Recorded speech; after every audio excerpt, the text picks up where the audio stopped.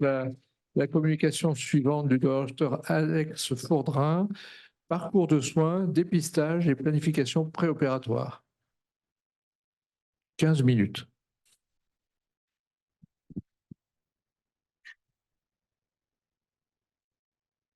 Monsieur le Président, chers maîtres, chers confrères, chers amis, ça nous fait un plaisir d'être ici, d'être invité. Donc, je vous remercie pour l'invitation. Et donc, je vais vous parler du parcours de soins, du dépistage, la planification préopératoire, tout ce qui évolue, qui mute dans notre société en chirurgie thoracique. Alors, je vais volontairement éviter quelques sujets, notamment la robotique qui va être abordée après, et également les exercices d'infralobaire qui sont sur toutes les lèvres dans la chirurgie du cancer du poumon de stade précoce.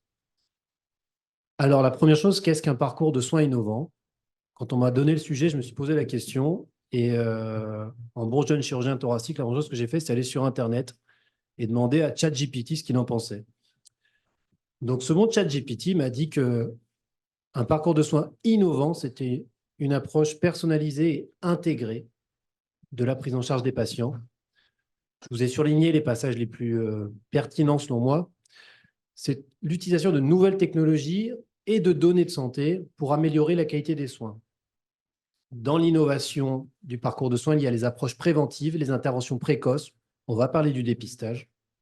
Et en résumé, c'est un parcours innovant qui vise à proposer des solutions créatives et efficaces pour répondre aux besoins de santé des patients en gardant une approche holistique, mais personnalisée de la prise en charge des patients. Alors, mon état d'esprit, quand je pense à l'innovation dans le parcours de soins, et vous en conviendrez, c'est que ces deux individus qui ont vécu à des périodes différentes vont évidemment pas bénéficier ou n'ont pas bénéficié du même parcours de soins. On a deux sujets qui vont potentiellement présenter la même maladie pulmonaire et ils ne vont pas du tout avoir le même parcours de soins. En termes de qualité technique, de qualité des soins, d'immobilisation et de récupération.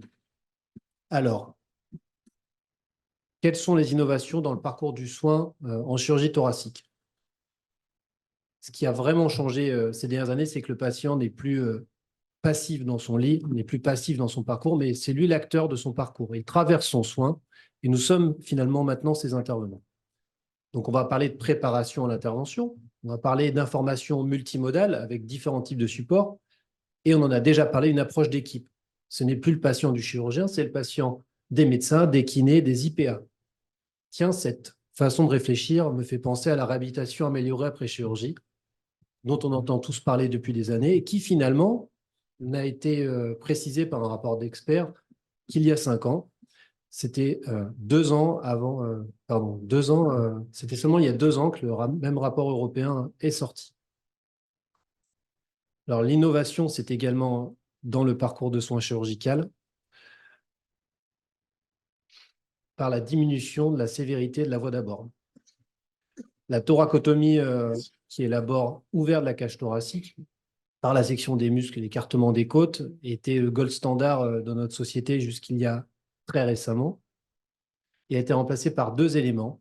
La vidéothoracoscopie, qui est le pendant thoracique de la laparoscopie, la mise en place dans le thorax de trocars en plastique ou en métal qui permettent de faire rentrer des instruments.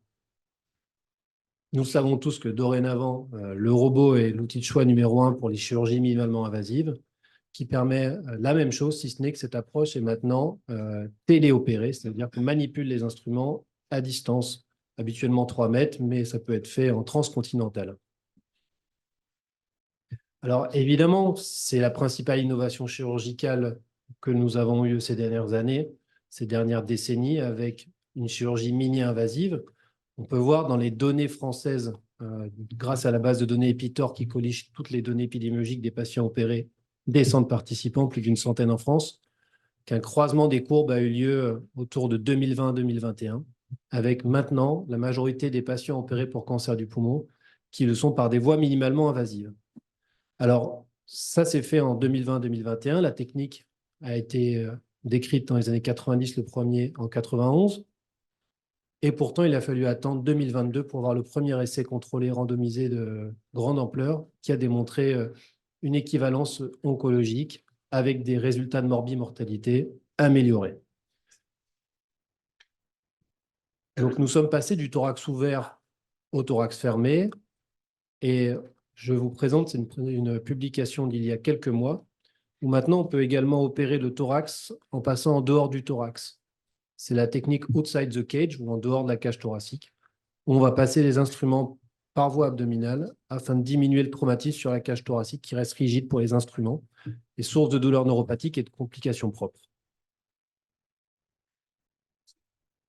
Alors, ces approches minimalement invasives, cette révolution de la chirurgie non invasive, reste limitée au cas opérable, ce qui est un problème. C'est un problème car cette pathologie, le cancer du poumon, atteint préférentiellement les patients avec des découvertes à des stades tardifs, localement avancés ou métastatiques. Chaque jour en France, 127 patients vont présenter un cancer du poumon. Seuls 16% d'entre eux vont présenter une maladie à un stade localisé, donc éligible à une prise en charge chirurgicale de résécabilité. Ça veut dire que 84% vont être dépistés, enfin, vont être diagnostiqués à un stade avancé ou métastatique. Que faire? Deux innovations s'offrent à nous. Premièrement, la médecine de prévention et le dépistage. On en a parlé, je vais vous en présenter quelques résultats. Deuxièmement, il faut améliorer la prise en charge des patients de stade avancé, ceux qui représentent la plupart des patients pris en charge dans notre pays. Deuxième versant que je vais aborder, peut-on encore optimiser une chirurgie qui a déjà été optimisée et révolutionnée ces dernières années? On le peut par la planification opératoire, je vais également en parler. Alors, l'innovation dans le parcours de soins du patient, parlons du dépistage. Les deux plus grandes publications sur le sujet ont déjà bientôt une quinzaine d'années. Elles montrent deux choses. Premièrement, ça réduit la mortalité. Non pas d'opérer les patients, les faire rentrer dans ce parcours de soins, ça diminue leur mortalité. Et on passe dans ces études d'un dépistage de cas de stade localisé presque à 70%, contre 15 à 20% pour une population normale. Qu'en est-il en France? Le dépistage reste débattu par les autorités sanitaires. Vous voyez ici le constat de la Haute Autorité de Santé en 2016 qui décrit que les conditions ne sont pas réunies pour qu'un dépistage soit possible et utile, notamment en raison d'une différence d'offre de soins entre la France et les pays dans lesquels ont été réalisés ces essais thérapeutiques. Quand même, la deuxième publication dans le New England date de 2020, avec des données concordantes en Europe, ce qui a quand même fait réfléchir un petit peu. Et donc maintenant, on pense en France que l'état des connaissances est encore incomplet pour la mise en place d'un programme de dépistage, mais on autorise toutefois l'engagement de programmes pilotes. Donc, aujourd'hui, nous sommes dans ces phases de programmes pilotes. Je vous ai choisi un programme qui me porte à cœur, parce qu'un de mes collègues le dirige. Il s'agit du projet Prévalung, docteur David Boulat, qui l'a réalisé initialement à l'hôpital Marie-Lannelongue. Le côté visionnaire de ce programme de dépistage, c'est qu'il ne va pas à nouveau prendre des patients avec un critère tabagique, il faut qu'il ait fumé tant d'années, ou un critère d'âge. Il a choisi effectivement ces critères, mais aussi les patients qui présentent d'autres maladies liées au tabac, l'athérome. On fait rentrer ces patients dans un parcours de soins de dépistage avec un scanner thoracique et toute la prévention autour du tabac. Cette étude préliminaire non encore publiée avait inclus 434 patients, permettant de trouver 30 diagnostics de cancer du poumon, 3%, ce qui est similaire aux données de la littérature, 71% de stades localisés à nouveau. Depuis 2021, une autre étude pilote est en cours, cette fois-ci à Marseille, car le docteur Boulat a fait l'objet du Mercato Marseille-Paris. Et il a élargi ses critères proposés, avec également les patients qui ont eu un autre cancer il y a plus de 5 ans, les patients qui ont des maladies respiratoires liées au tabac, ou qui ont des critères de dépistage standards liés à leur âge liés au tabac. L'étude est en cours, nous avons inclus les malades, nous sommes en train de faire le recueil des données. Voilà. S'il s'agit d'une des études qui est pilote en France, il y en a une dizaine. Ces études vont permettre de répondre au parcours de soins du patient et de permettre, je l'espère, de structurer, si possible, le programme de dépistage en France. Je vais aborder le deuxième point très brièvement pour les tumeurs de stade avancé. Évidemment, il y a une révolution liée aux nouvelles thérapeutiques médicales. Ici, c'est l'essai Checkmate 816 qui montre une diminution de la mortalité des patients opérés de stade avancé avec l'immunothérapie. Cette thérapie permet d'améliorer les résultats et permettrait peut-être de rendre opérables des patients qui, à l'heure actuelle, ne sont pas opérables. Je ne vais pas rentrer dans les détails pour vous présenter le dernier plan de ma présentation. Il va discuter de l'intérêt de la planification, de la sécurisation et de la simplification de la chirurgie. Je vous présente la publication de William Caban de 1960 qui définissait le nouveau standard pour la chirurgie pulmonaire, la lobectomie, comparativement à la pneumonectomie. Nous sommes passés de la lobectomie en 1960 à une approche sous lobectomie, sous lobaire, où on va réséquer des tumeurs avec le moins de sacrifices parenchymateux possible. Pourquoi on s'y intéresse? Car ces 3 dernières années, 3 essais contrôlés randomisés bien menés internationaux ont montré que faire cette chirurgie était valide sur le plan oncologique. Cependant, on ne peut pas retirer moins de poumons avec des chirurgies de plus en plus complexes avec une imagerie basique. Terminer la radiographie thoracique ou le schéma avec le papier noirci de où se situe la tumeur. Le scanner en 2 dimensions présente des limites pour ces cas complexes et on a besoin d'une chirurgie avec une reconstruction tridimensionnelle. Alors, j'étais extrêmement content, il y a 10 ans, de présenter ces travaux à la Société française de chirurgie thoracique. On avait réussi à faire des reconstructions 3D à partir d'images natives. Quand je l'ai présenté à mon collègue et ami, il m'a dit « C'est bien, tu as modélisé un gingembre qui tourne ». Incroyable de se rendre compte que 10 ans plus tard, nous avons des images haute définition qui nous permettent de localiser les tumeurs et qu'on peut avoir recours à celles-ci pendant les interventions pour être certain de couper le bon vaisseau, pour être certain d'épargner les bons vaisseaux et pouvoir faire une chirurgie en toute sécurité. On peut aller encore plus loin. Je vous présente ici un cas de segmentectomie du lobe supérieur. Voici la vision que va avoir un chirurgien standard. Il va passer une agrafeuse derrière une branche de l'artère pulmonaire. Et voici la vision du chirurgien augmenté qui possède sur sa tête un casque de chez Microsoft et qui peut avoir, grâce à lui, la vision en direct de l'arbre artériel en surimpression dans l'image de son champ opératoire.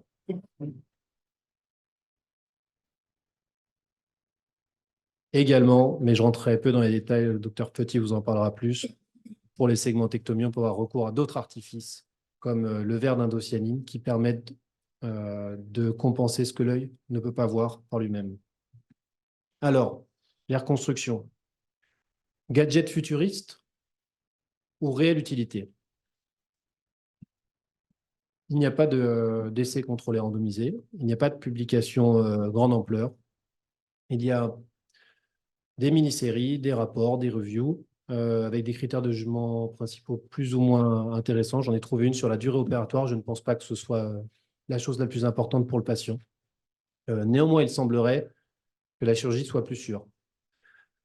Sous l'égide de la Société française, nous avons mené une étude sur l'utilité, non pas d'une seule reconstruction, mais d'une reconstruction avec un staff préopératoire, un peu comme pourraient le faire les pilotes de la patrouille de France lorsqu'ils vont réaliser un vol.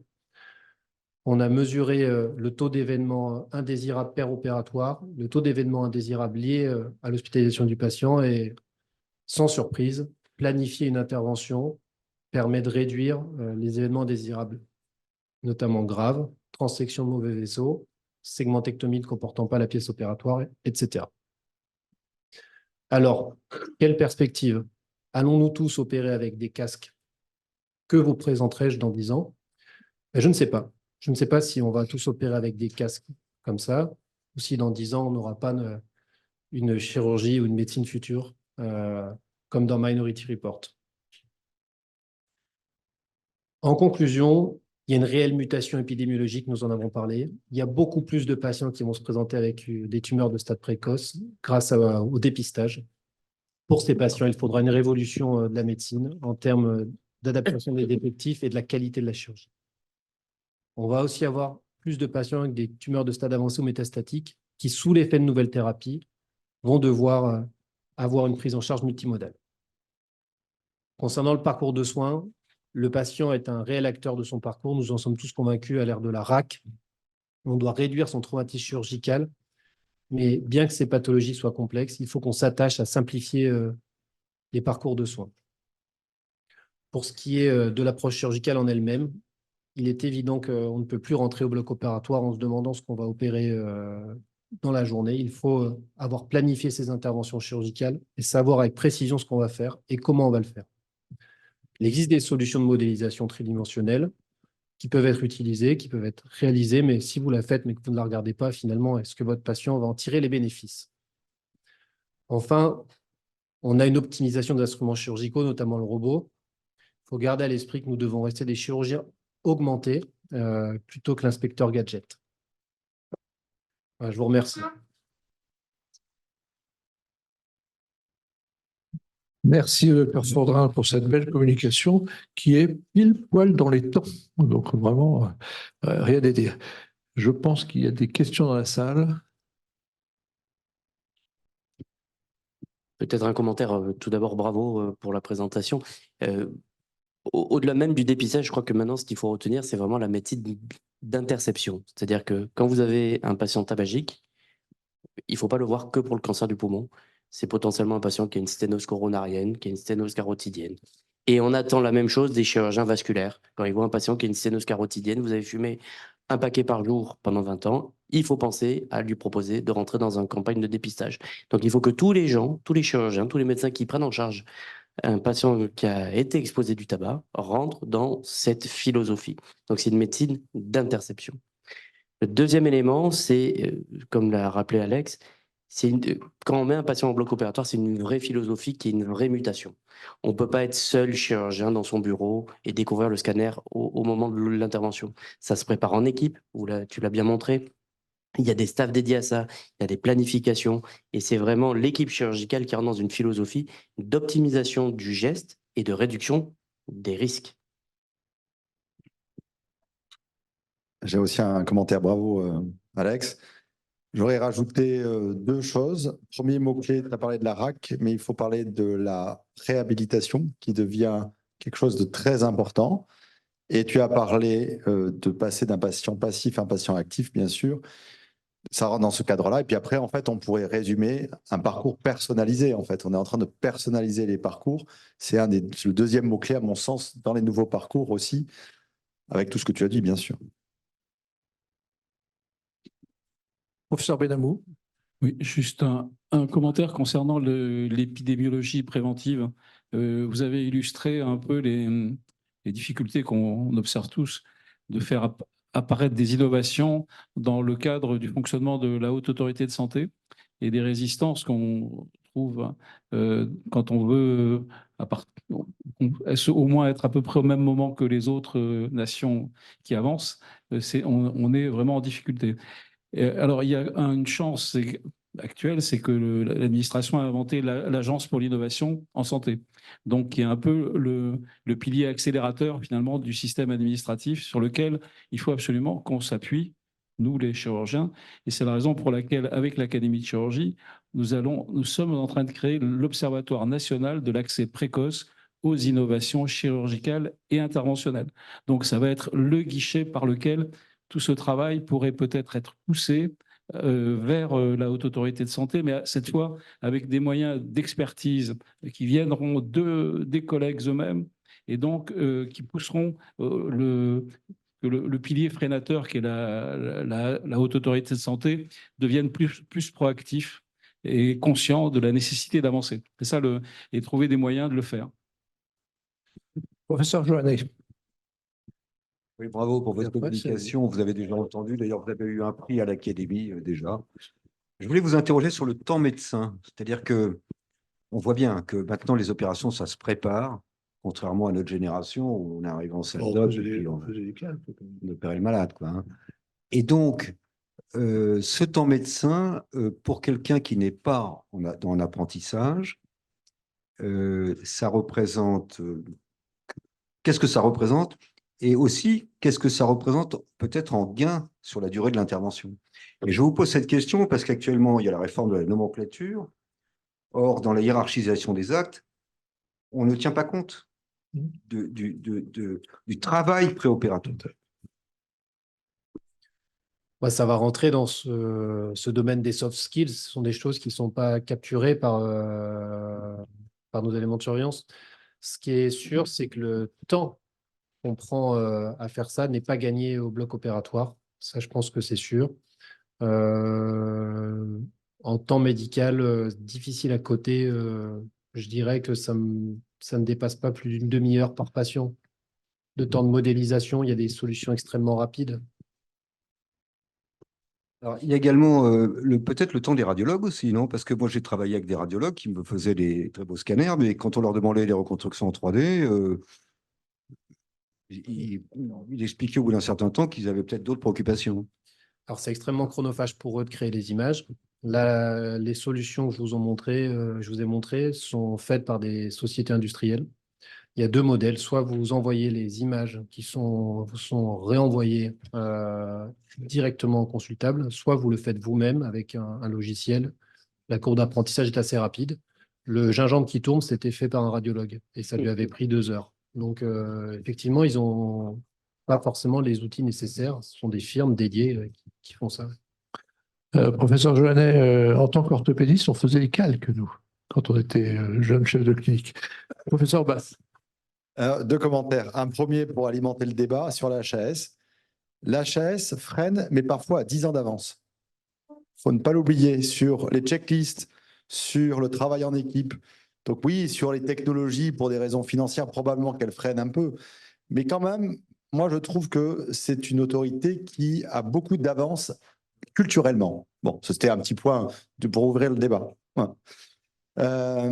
Après, sur les reconstructions 3D, sur la préparation et l'anticipation, là, on est dans une transition où ça prend du temps. Effectivement, Alex l'a dit, sur son gingembre Picard, ça mettait 2 heures. Mais maintenant, ça prend 10 minutes avec le logiciel Synapse et avec les softwares, avec l'intelligence artificielle. Même sur des scanners non injectés, on aura très rapidement les reconstructions. Donc ça, voilà, la technologie, elle est en route. Voilà, c'est juste qu'on est dans une période de transition. Ça ne fait pas gagner de temps. Donc, ce qui est important, c'est l'histoire de la valorisation de tout ce qui est non technique en chirurgie. Alors ça c'est un grand débat. Docteur Mars. Oui, nous étions allés avec Dominique Franco il y a 5 ans rendre visite à Jean-Marc Bast lors du début de son activité à Rouen. Et nous avions été très frappés par le fait qu'il travaillait avec Visushir pour obtenir les images en 3D et mobile des poumons qu'il allait opérer. Est-ce que maintenant tu as la même organisation mais sur place? Ou tu continues à travailler avec eux? Alors oui, d'une part, je continue à travailler avec eux. On a commencé il y a plus de 10 ans. On a été les premiers à utiliser ce système. C'est Visible Patient. Donc, c'est le système où on envoie, il y a des gens, donc ça prend, disons, 3-4 minutes en consultation à transférer le scanner injecté. Et ça va assez vite et on est sur son téléphone. Et puis après, on a l'autre logiciel qui a beaucoup diffusé qui s'appelle Synapse 3D, qui est sur les serveurs des hôpitaux où c'est les chirurgiens qui les reconstruisent. Mais quand ils connaissent ça bien, ils mettent 10-15 minutes pour bien faire la reconstruction. Je trouve que la qualité est moins bonne que Visible Patient, mais bon, voilà. Mais surtout, c'est qu'on utilise pour tout maintenant. Chirurgie du sarcome, la paroi, la traumatologie, enfin, voilà, je veux dire, tout. Et là, par exemple, pour la paroi, ça va assez vite. On appuie dans nos logiciels, ça va assez vite. Voilà. Mais surtout, voilà, c'est une routine, l'anticipation par l'imagerie. Voilà. Et je crois qu'on n'opère pas un malade maintenant de paroi ou de trauma sans poser l'indication sur du 3D. Professeur Nakamura du Brésil, puisque le Brésil, l'Amérique du Sud est branché. Merci, merci. Vous avez posé une question. Optimiser em que Rugy déjà optimisé. c'est très intéressant parce que dans l'ophtalmologie, spécialement de la chirurgie vitro-rétinienne, nous n'avons pas les pinces très petites que nous avons maintenant pour faire les chirurgies 3D, mais nous n'avons pas, ils ne sont pas les mêmes pinces pour la chirurgie thoracique, par exemple. Alors, pour la chirurgie ophtalmologique, il faut développer ces techniques. Imagerie, nous avons déjà les meilleurs systèmes d'imagerie avec la chirurgie 3D, avec les systèmes de vitrectomie très rapides. Mais pour prendre une membrane éprétinienne, par exemple, ce n'est pas facile d'utiliser la robotique que vous avez déjà très, très optimisée. C'est la raison pour laquelle je demande, vous êtes déjà très optimisé em chirurgie déjà optimisée, parce que dans le cadre d'ophtalmologie de la rétine, nous n'avons pas encore les pinces très petites pour faire les chirurgies. Nous avons déjà quelques modèles, mais pas la robotisation encore. Alors, nous n'enseignons pas dans la faculté, dans la résidence d'ophtalmologie encore la chirurgie robotique à cause de ça. Merci beaucoup. Écoutez,